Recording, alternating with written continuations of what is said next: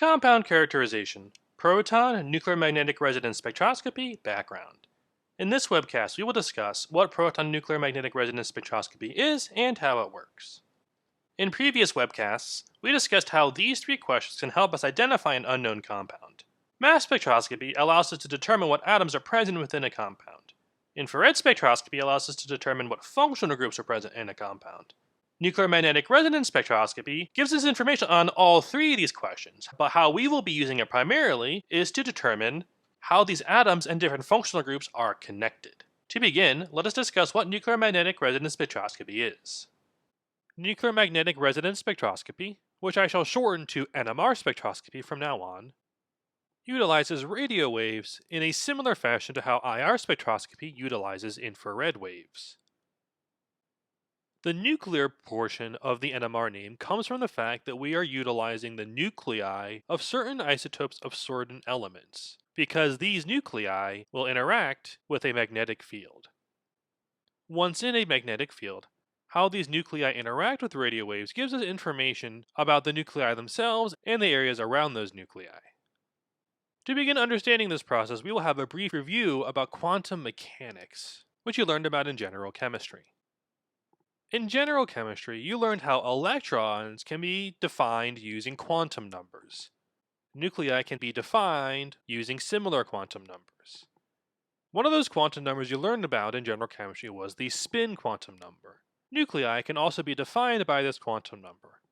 Nuclei with an even atomic mass have a spin quantum number of 0 or 1. The lowercase letter s is used to represent the spin quantum number.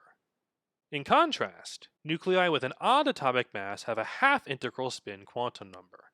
For example, if I look at a hydrogen atom and a carbon-13 atom, those have spin quantum numbers equal to 1/2. For our purposes, we shall consider only nuclei that have a spin of 1/2.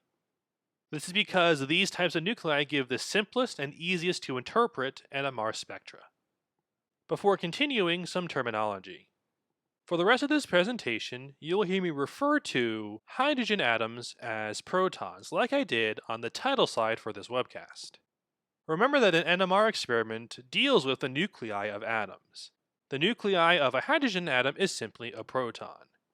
As a result, in the context of NMR spectroscopy, organic chemists will refer to hydrogen atoms as protons. Okay, some atoms have a spin value. Why is that important? Let us remember that nuclei are charged. They contain protons, therefore they are positively charged. Also remember that when you take a charge and you cause it to move, or in this case spin, you create an electric field, which in turn creates a magnetic field.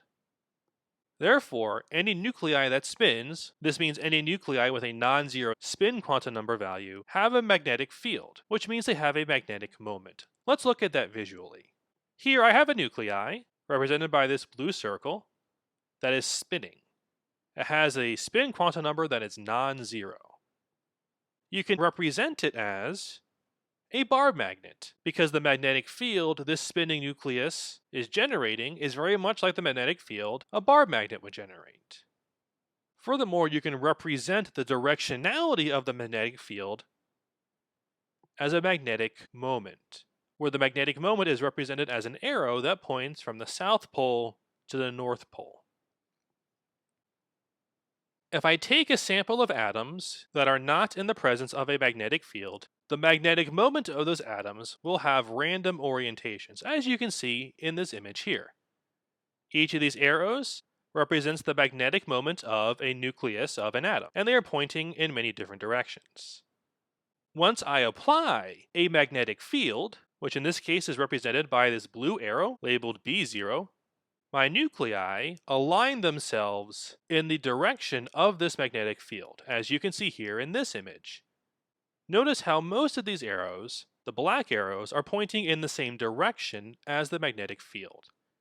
What is important is that this is most of the arrows, not all of them. Some arrows, the green arrows, are pointing in the opposite direction.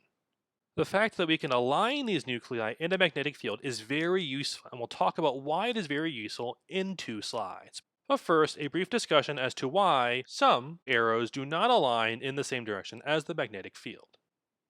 As discussed on the previous slide, when we apply a magnetic field to a sample of nuclei, some of those nuclei will align in the same direction as that magnetic field, shown here in black arrows, and some will align in the opposite direction, shown here in green arrows. We name nuclei aligning in the same direction as the magnetic field as alpha spins, whereas we name nuclei aligning in the opposite direction of the magnetic field as beta spins. The reason that we see more alpha spins than beta spins has to do with energy. On the right, we see a graph where, as we go from left to right along the x-axis, the strength of our magnetic field, measured in a unit called Tesla, increases. On the y-axis, we have energy, where as you go from the bottom to the top of the graph, we increase in energy. These black lines you see correspond to the energy of alpha spins and beta spins, where the beta spin is the top line and the alpha spin is the bottom line. You can see that the moment we apply a magnetic field, the alpha spins and the beta spins no longer have the same energy. Beta spins increase in energy, whereas alpha spins decrease in energy. The reason that most nuclei are alpha spins is because alpha spin nuclei are lower in energy. One more piece of information before we continue. Notice how the distance between the alpha spin energy and the beta spin energy increases as the strength of the magnetic field increases from left to right. This increasing difference in energy becomes very important when we talk about the quality of our NMR spectra, which we will discuss later in this webcast. Now let us discuss how an NMR experiment actually works. At this point, we have taken our sample of nuclei and placed them into a magnetic field where they have aligned themselves in the same direction or in the opposite direction of the magnetic field. Remember that alpha spin nuclei are lower in energy than beta spin nuclei. What happens next is we treat these nuclei with radio wave energy, which I am representing here as B1.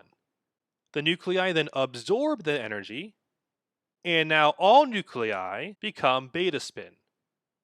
Our nuclei have absorbed the energy given by the radio waves in B1, causing them to what we call spin flip. To think about this graphically, let's look down below. If I have an alpha spin nuclei and it absorbs energy, it goes from the alpha spin to a beta spin. This is the first half of an NMR experiment. You have a sample of nuclei in a magnetic field. You then expose those nuclei to radio waves, causing the nuclei to flip their spins. The second half of an NMR experiment is simply waiting for your spin-flipped nuclei to relax back to their original alpha spins. These spin-flipped nuclei are now higher in energy, but they don't want to be higher in energy. So what they do is they relax, they release that excess energy to return to the alpha spin state. This energy they release is detected by the instrument and used to make the spectrum that we get as a result of an NMR experiment. It is the energy that is released that we measure. The amount of energy released depends on the magnetic field strength of the instrument.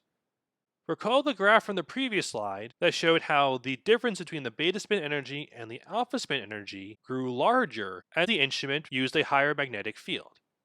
A consequence of that energy difference is that when these nuclei relax from the beta spin to the alpha spin state, they release more energy, which gives us better quality data. That data we receive comes in this format. This is what is called a free induction decay, or FID for short. An FID is shown as a time domain. What does that mean? This graph here shows how the signal we measure in an NMR experiment changes over time. Data in this form is very difficult to interpret. Fortunately, what we can do is use what is called a Fourier transform. A Fourier transform is a mathematical operation that turns one complex function into another. In this case, we are taking a graph that measures over time into a graph that measures over frequency. This frequency domain is the spectrum we see at the end of an NMR experiment. You can see how we've gone from a series of blobs on the left to a series of clear, defined signals here on the right. Now that we understand how NMR works, what can it do for us? As you might imagine from the definition of an organic molecule, which we know are molecules that are made primarily of carbon and hydrogen atoms, organic compounds tend to contain many hydrogen atoms.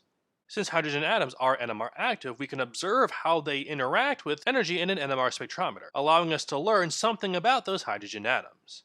We will begin talking about what we can learn using NMR spectroscopy in the next webcast. But before we end this webcast, a note on NMR solvents.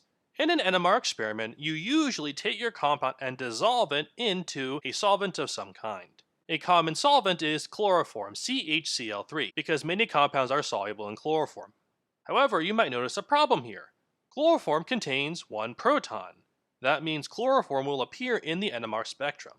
We don't want that because all we want to see in our NMR spectrum are the signals that belong to the compound we are examining. What can we do to get around this? What we can do is use deuterated solvents. In this example, deuterated chloroform. Remember that deuterium is a hydrogen atom that contains both a proton and a neutron in the nucleus. How does going from a hydrogen atom, which contains only one proton in the nucleus, to another hydrogen atom that contains both a proton and a neutron in the nucleus help us? Because the spin number of 1 for deuterium is different than the spin number of 1/2 for hydrogen, a deuterium atom will not interfere with a proton NMR experiment. Therefore, by using deuterated solvents, we can perform an NMR experiment without the solvent contaminating our NMR spectrum. That's the end of this webcast. To recap, proton NMR functions by placing molecules into a magnetic field and then irradiating those molecules with radio waves.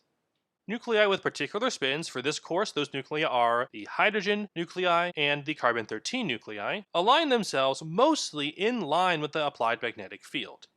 However, upon absorbing energy from the radio waves they are being irradiated with, these nuclei flip spins to align themselves against the applied magnetic field. The nuclei are then given time to relax, releasing energy that can then be analyzed to give us information about the molecule.